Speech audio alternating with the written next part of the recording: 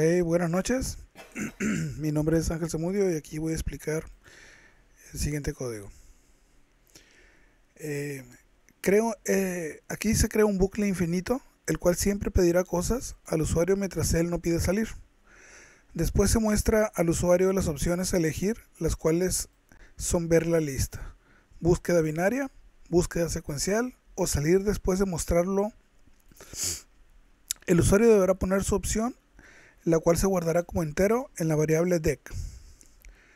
Aquí empieza a poner la opción del usuario. Si el usuario elige 1, pasa a lo siguiente. Se le va a mostrar la lista actual al usuario.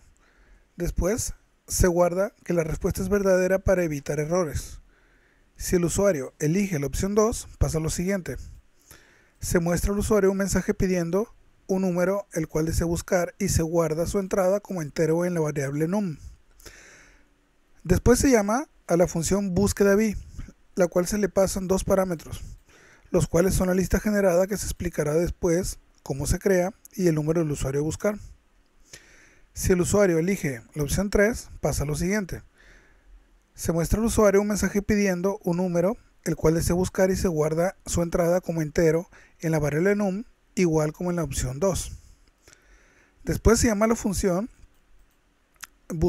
busque sasec, la cual se le pasan dos parámetros, los cuales son la lista generada, que se explicará después cómo se crea, y el número del usuario a buscar, igual como en la opción 2, pero con diferente función de búsqueda. En otro caso de que el usuario eligiera otro número que no esté en la lista de opciones o el 4, pasará a lo siguiente. Se le mostrará al usuario un mensaje indicando que se está finalizando el programa. Después se llama una función que finaliza la ejecución del programa, incluyendo el bucle infinito. Aquí se valida la respuesta. Si es que la respuesta es falsa, ya que en caso de que la variable res sea falsa, significa que el número no está en la lista, por lo cual pasa lo siguiente. Se muestra un mensaje al usuario indicando que su número no está en la lista. ¿Ok? Aquí se importan librerías esenciales para el código, los cuales sirven para generar números aleatorios. Y el otro es para contar el tiempo de ejecución. Bueno, acá se genera un set vacío, el cual nos va a ayudar que no se repitan los números y se guarda en la variable de num únicos. Después se genera una lista vacía y se guarda en la variable de listNum. Aquí se hace un bucle que se va a ejecutar siempre y cuando los números de elementos de la lista sean menor o igual a 200. Durante ese bucle se ejecutará el siguiente código. Primero se genera un número aleatorio de un rango de 0 a 600 y el número se guarda en la variable num. Después se verifica si el número que se generó antes no está en el set para evitar valores repetidos. Si no está, se ejecuta lo siguiente. Pero en caso de que sí esté, se volverá a generar un número nuevo repitiendo el proceso. Si el número no está en el set, esto se añade. Después el número se añade a la lista. Aquí lo que va a pasar es ordenar la lista de menor a mayor. Pero esto primero se obtiene el número de elementos de la lista y se guarda en la variable n. Después se hace una iteración de i hasta el número de elementos de la lista, en este caso n, en el cual se ejecutará lo siguiente. Primero se le dará el valor de falso a la variable intercambio, dando a entender que no se ha hecho ningún intercambio en esa iteración.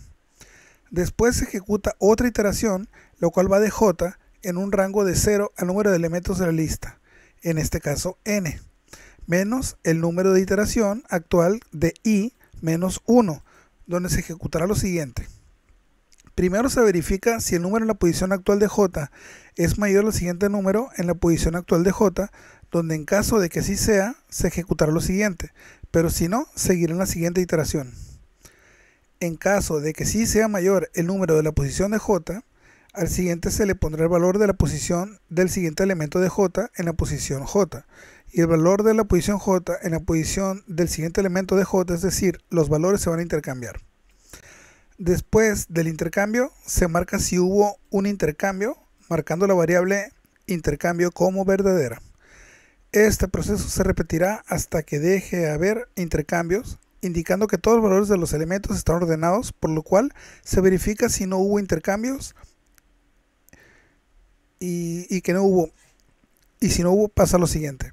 Después no va a haber otro intercambio y se finalizan las iteraciones. Bueno, en mi caso este fue mi parte. A continuación viene mi compañero y amigo Miguel Ángel Quiroz a darles la siguiente explicación. Buenas noches. Gracias. Ahora vamos a explicar la búsqueda binaria. Como podemos ver, aquí se define con dos parámetros, los cuales son el array y el número del usuario. En la parte de inicio, aquí lo que hace es empezar el contador con el tiempo de ejecución actual. Después se termina el índice izquierdo, que es el 0, y el índice derecho, que es la longitud de la lista menos 1. Aquí se va a ejecutar un bucle que mientras el índice izquierdo sea menor o igual al derecho, se va a ejecutar lo siguiente, que el índice medio va a ser el índice izquierdo más el derecho entre 2, pero sin punto decimal para que sea lo más exactamente el medio posible. Después se va a obtener el valor del elemento del índice medio y se va a guardar en esta variable. Si el índice actual es igual al número del usuario, se terminará el contador y se mostrará un mensaje al usuario diciéndole que su número está en la posición del índice medio cuando el índice inferior y en el índice superior. También se le mostrará el tiempo transcurrido restándole el inicio al fin y 3 números después del punto. Después se retornará verdadero, ya que si se encontró el número. Si el índice actual es mayor que el número, significa que tenemos que irnos a la derecha del array, diciendo que la nueva derecha va a ser igual al índice medio menos 1.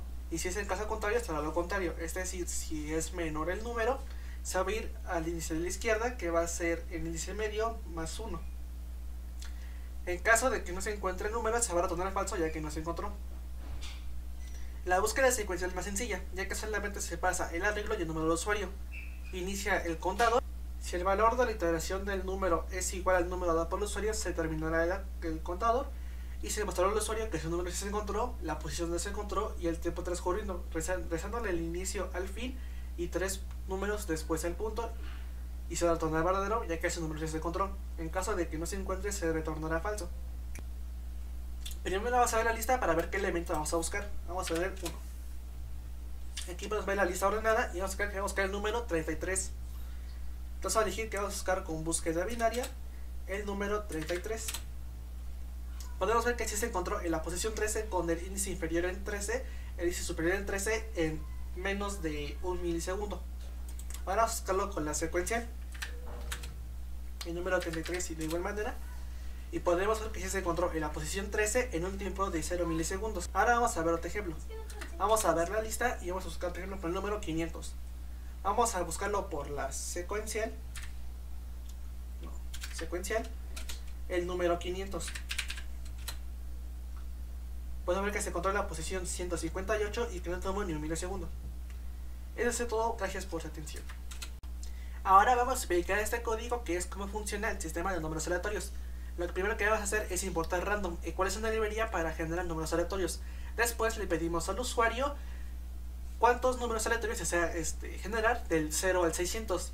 Esa entrada se guarda como entero en la variable cantidad. Si la cantidad puesta por el usuario es igual o menor que 0, eso significa que es un número negativo o el 0, por lo cual eso es un error. Le muestra que debe ser mayor a 0 y sale del programa. Si la cantidad es mayor a 601, sería más de los números posibles, por lo cual se demuestra que eso es un error y sale del programa. En caso de que esté en los valores permitidos, se creará un set vacío para evitar valores repetidos y se guardará la variable de números únicos. Después se creará una lista vacía y se guardará la variable de lista de números.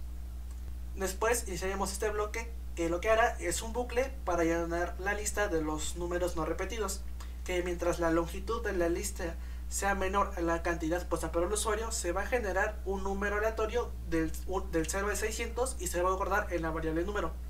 Después se verificará si el número no está en los valores únicos, o sea, en el set. En caso de que no sea así, se va a añadir al set el número y la lista y el número a la lista. En caso de que sí sea así, se va a generar otro número aleatorio. Después de generar los números pedidos por el usuario, se va a mostrar la lista generada. Vamos a ver un pequeño ejemplo. Vamos a generar, por ejemplo, 10 elementos. Ha podido ver que la lista es género y podemos ver que son los 10 elementos que he colocado. Gracias por su atención.